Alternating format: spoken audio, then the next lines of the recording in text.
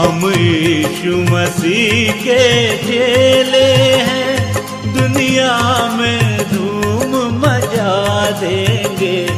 जो नींद में गाफिल सोते हैं, उपदेश से उनको जगा देंगे। हम यीशु मसीह के चेले हैं। परमेश्वर के धन्य नाम की महिमा हो। आराधनात्मक मनन की ओर आप सभी का विनम्रता पूर्व स्वागत करता हूं। हम इस बात को पूर्व में भी देख चुके हैं कि स्थानीय कलीसिया की रविवारीय सभा विशेषकर रोटी तोड़कर प्रभु यीशु मसीह के कष्ट, मृत्यु, पुनरुत्थान एवं द्वितीय आगमन की याद करते हुए उनका धन्यवाद अर्पण करने की सभा है। परंतु कुरिन्थियों की पहली पत्री 10 एवं 11वां अध्यायों का अध्ययन जब हम करते हैं, वहां लेखक पौलुस प्रभु भोज अथवा रोटी तोड़ने की सेवा का एक और महत्वपूर्ण आत्मिक अर्थ समझाते हुए देख सकते हैं। 10 अध्याय की 16 एवं 17वीं आयतों को मैं आपके लिए पढ़ना चाहता हूँ। यह धन्यवाद का कटोरा जिस पर हम धन्यवाद करते हैं, क्या मसीह के लहू की सहभागिता नहीं? वह रोटी जिसे हम तोड़ते हैं, क्या वो मसीह की देह की सहभागिता नहीं?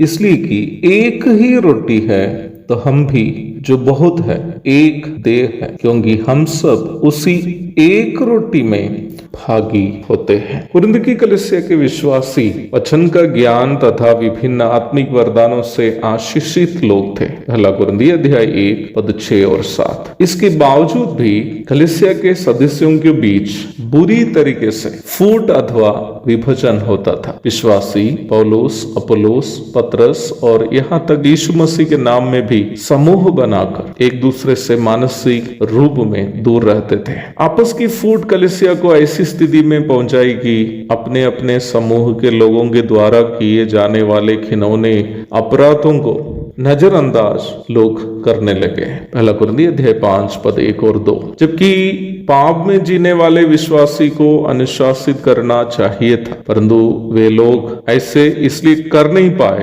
क्योंकि उनके बीच गुटबाजी अथवा ग्रुपिज्म हो रही थी। वर्तमान समय के कलीसियाओं में भी कई एक बार घिनौने पापों में फंसने वालों पर भी कलीसिया इसलिए अनुशासन का कदम उठा नहीं पाते हैं क्योंकि कुछ अपरिपक्व लोग जो गुटबाजी करके नेता बनना चाहते हैं, पाप में जीने वाले विश्वासियों का समर्थन में उतर जाते हैं। कुरिन्थ के विश्वासी इस प्रकार के अनुशासन रहित मसीही जीवन बिताने के बावजूद भी कलीसियाई कार्यक्रमों में नियमित रूप में भाग लेते थे और विशेषकर रोटी तोड़ने की सेवा में भी। परंतु कलीसियाई सभाओं में भी विश्वासियों के बीच फूट जारी रही। पहला कुरिन्थी 11 अध्याय उसकी 18वीं आयत। 10 अध्याय की 16 एवं 17वीं आयतों को इसी परिप्रेक्ष्य में हमें समझने की जरूरत है। वहां उपयोग किया गया रोटी शब्द एक वचन में उपयोग किया है। मूल भाषा यूनानी में उपयोग किया गया आर्टोन शब्द एक रोटी को दिखाता है जो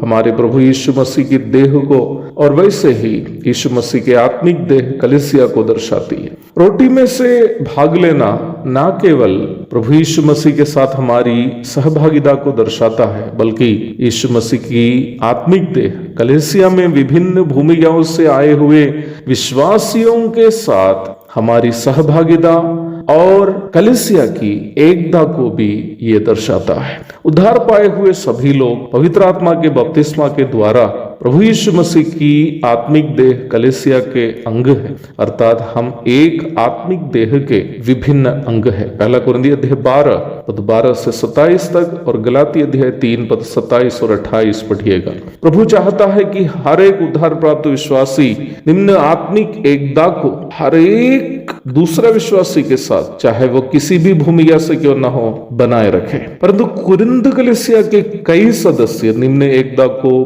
बिना बनाए रखे रोटी तोड़ने की सेवा में भाग लेने के द्वारा उनके बीच कई लोग आत्मिक दायित्वों को निभाने की सामर्थ्य खोकर दुर्बल हो गए, कई लोग बीमार हो गए और कई लोग दुनिया से भी चल बसे। पहला कुरिन्थी अध्याय 11 पद 27 से 30 तक। मुझे सुनने वाले प्रिय भाई बहनों, एक और सप्ताह का प्रथम दिन आ गया है। प्रभु की इच्छा यही है कि आज हम पुनः प्रभु भोज में भाग लेते हुए प्रभु की याद करें और उनका धन्यवाद अर्पण करें। और उसी समय प्रभु ये भी चाहता है कि हम विश्वासी भाई बहन आपस के मतभेदों को, फूट को, नफरत आदि को त्याग कर मसीह में एक मन होकर प्रभु की याद करें और प्रभु की आराधना करें। यदि हमारा व्यक्तिगत पाप हमें अपना भाई या बहन से दूर रखता है तो हम अपने पापों से पश्चाताप करके प्रभु से मेल मिलाप करें और साथ ही साथ भाई बहनों के साथ भी, ताकि हम अपने भाई बहनों के साथ मानसिक तथा आत्मिक एकता बनाए रखते हुए प्रभु भोज का आचरण कर सके और स्वर्ग ग्रहण करने वाली एक आराधना का अर्पण कर सके। एक और शुभ दिन की धन्य कामनाओं के साथ आज का मनन में यहाँ समाप्त करता हूँ। प्रभु आप सबको आशीष दे। आमीन। बंदे हैं एक खुदा के, हम मिलजुल कर क्यों न रहे हम। इंजील मुकद्दस को सब में हम प्रेम से जाके सुना देंगे। हम यीशु मसीह के चेले हैं, दुनिया में धूम मचा देंगे।